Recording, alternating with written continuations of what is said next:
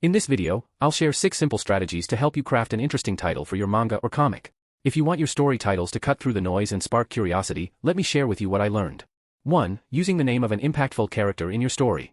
This is a character who is important to the story in some way, but isn't the protagonist. With a title like this, it can hook the reader. First, with the character's name. A person's name automatically creates curiosity by getting the potential reader to ask the question, who is this person?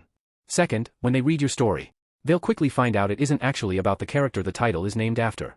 Now that the question, who is this person, isn't answered right away, this character becomes a mystery, raising the reader's interest even higher. A mysterious figure suggests deep lore or story implications, which is really intriguing. An example of this is the title Akira, a manga series written and illustrated by Katsuhiro Otomo, that was also adapted into an animated movie. If you're unfamiliar with this post-apocalyptic story, it goes like this. When his childhood friend develops telekinetic powers that grow dangerously out of control, teenage biker gang leader, Kaneda, must stop his chaotically unstable friend Tetsuo from destroying the city and awakening a powerful psychic entity known as Akira, a force with the potential to reshape the world, or end it. 2. Interesting and descriptive adjective or adjectives for a person. What this strategy can imply is an in-depth, character-focused story. Depending on the adjective used, it can further intrigue the reader. Examples like Naoki Urasawa's Monster and the late Kentaro Miura's Berserk are stories that tackle complex questions about morality and the darkness that can be inside humanity. The vivid and deeply emotional words used for these titles are great hooks.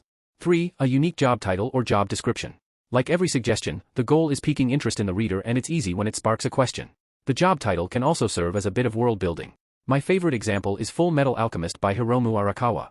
I don't know if it was the inspiration or just coincidence, but it's because of a movie I watched when I was a kid called Full Metal Jacket that I made the connection.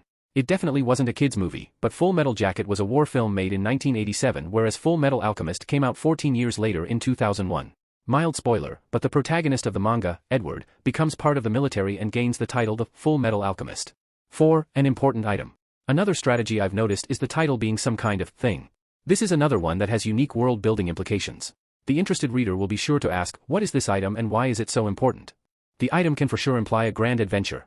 Look no further than iconic titles like One Piece by Eiichiro Oda or Dragon Ball by the late Akira Toriyama. Another iconic example from gaming is the Metroid series from Nintendo.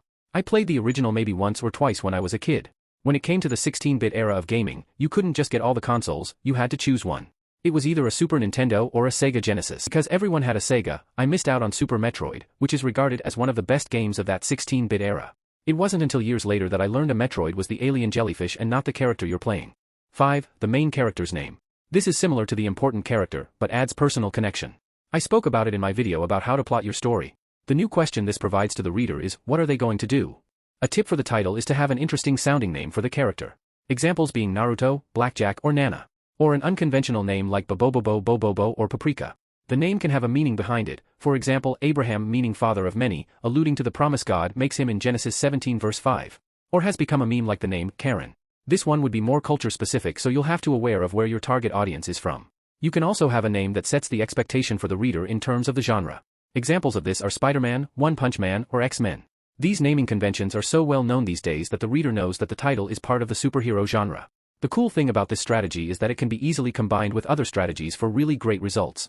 Combining a name with occupation is a really easy way to highlight what the reader is in for when they check out your story. So if that person is really into the genre the job lends itself to, they'll be more likely to give the book a try. Examples like Detective Conan or in animation, Vampire Hunter D.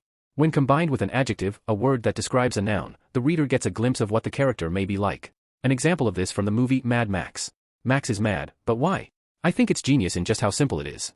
Anger is an emotion everyone has felt, but mad is definitely more punchy. You really feel that Max is going to do something with that anger, most likely that something is violence, which works so well for the action genre the movie is in. A perfect, short and sweet word that complements Max in a different way, because he's also a man of few words. There is also another meaning to mad.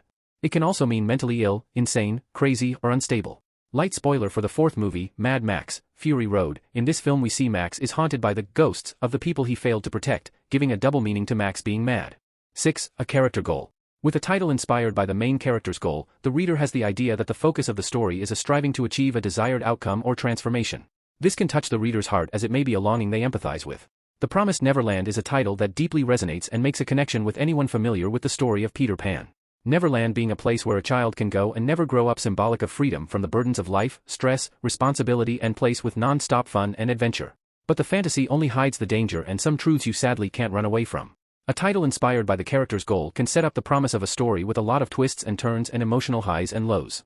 For my manga, I first went with Strategy 6, giving my manga the title, True Strength. But after thinking about it, I decided the title sucked. There wasn't anything about the title that was interesting enough to hook readers, and it didn't get across the feelings I wanted them to pick up on. This would be my bonus tip, stepping back to give yourself honest feedback. Perhaps you're like me, and a huge reason why you're a visual storyteller is because of all of the comics, manga, video games, TV, film, anime, and cartoons you've taken in over the years. With this experience, you've developed an intuition for what will work and what won't. Don't be afraid to use it. Rethinking the title, I decided I'd go with Strategy 2 and came up with Nerd Muscle. I knew I had a winner when I asked my son, who is in the Shonen demographic, what he thought about the title. He laughed when he heard it and said he really liked it. One of my goals for making stories and learning to get better at it is so that my kids would have meaningful stories for them to read and enjoy. I want to inspire and encourage them, help them to grow in wisdom, avoid dangers and temptation, but most importantly, know the one true God that deeply loves and cares for them. That would be my second bonus tip. A big part of why I believe we do this is to connect with others. Get feedback on the titles you come up with from the people you're writing for so you can learn what resonates with them and what doesn't. That would be the best approach. So now you've got a killer title for your manga or comic that resonates with your readers, but what about the visuals? Check out the next video where I show you how I planned out the artwork for my manga. Thank you for watching and God bless.